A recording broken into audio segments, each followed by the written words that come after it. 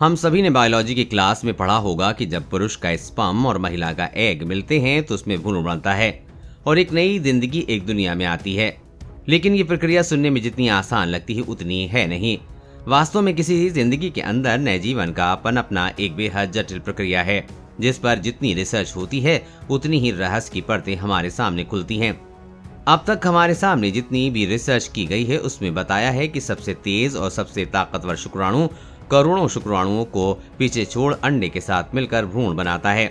लेकिन एक नई रिसर्च ने दावा किया है कि सभी स्तनधारी जीवों में शुक्राणु अक्सर एग तक पहुंचने के लिए टीम बनाकर दौड़ते हैं।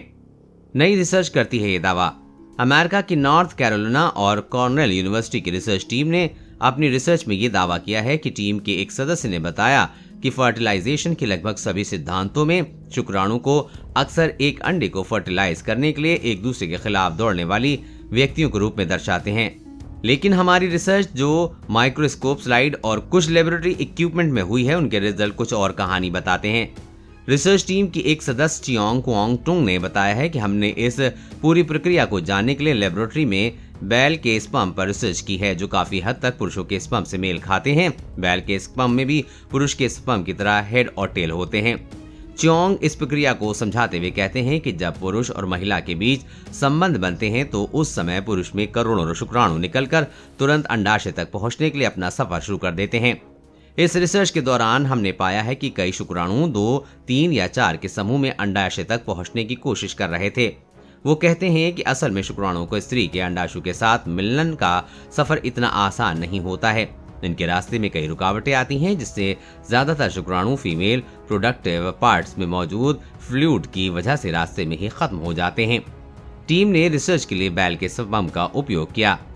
इस रहस्य को समझने के लिए शोधकर्ताओं ने बैल के 10 करोड़ शुक्राणु को एक सिलिकॉन ट्यूब में इंजेक्ट किया, जिसमें उन्होंने बिल्कुल वैसा ही फ्लूइड भरा था जो गायों के गर्भाशय में होता है। इसके बाद उन्होंने शुक्राणु के प्रवाह के लिए एक सिरिंज पंप का उपयोग किया।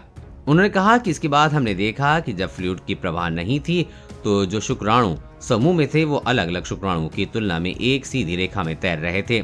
जब प्रवाह हुआ तो शुक्राणु का समूह ऊपर की ओर तैरने लगा, जबकि सिंगल स्पर्म ऐसा नहीं कर पाए। जब प्रवाह तेज हुआ तो शुक्राणु के समूह सिंगल स्पर्म की तुलना में बेहतर तरीके से फ्लूइड को पार करते दिखे। वहीं इस दौरान सिंगल स्पर्म अपने सामने आ रहे फ्लूइड के प्रवाह में बह गए। रिसर्च की टीम ने दी है ये थ्योरी।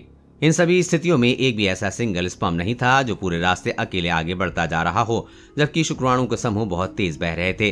सिंगल स्पर्म बीच बीच में समूह का हिस्सा बनते थे और फिर अलग हो जाते थे। ये प्रक्रिया ठीक वैसे ही दिखाई दे रही थी जैसे किसी साइकिल रेस में सारे साइकिलिस्ट एक फील्ड में एक दूसरे के आसपास दौड़ते हैं ताकि सामने से आ रही हवा उनके सामने कम से कम मुश्किल पैदा करे। चियांग ने कहा कि हम इस पूरे प्रोसेस को इस तरह समझ सकते हैं कि शायद स्पर्म में मैकेनिज्म इसलिए अपनाते हों ताकि इसको कम से कम कुछ शुक्राणु तो फीमेल एग तक पहुंच सकें, क्योंकि इनके बिना शायद उनमें कोई भी स्पर्म गर्भाशय के फ्लूइड के सामने नहीं टिक सकता। शुक्राणु के समूह योनि और गर्भाशय के गाढ़े और तेज बहने वाले फ्लूइड को पार करने में अहम किरदार अदा करते हैं। वो इन फ्लूइड को अलग अलग दिशाओं में मोड़ते हैं और पतला बनाते हैं ताकि बाकी शुक्राणुओं के लिए रास्ता बन सके। चियांग कहते हैं कि हमारी रिसर्च इनफर्टिलिटी के उन मामला का इलाज तलाशने में मदद करेगी जिनकी वजह से पता नहीं चल पाती। इसके साथ ही इसमें भविष्य में विट्रो फर्टिलाइजेशन और फर्टिलाइजेशन के अन्य इलाज में शुक्राणु को बेहतर चयन में भी मदद करेगी। देश और दुनिया की हर अपडेट पाने के लिए चैनल को सब्सक्राइब करें।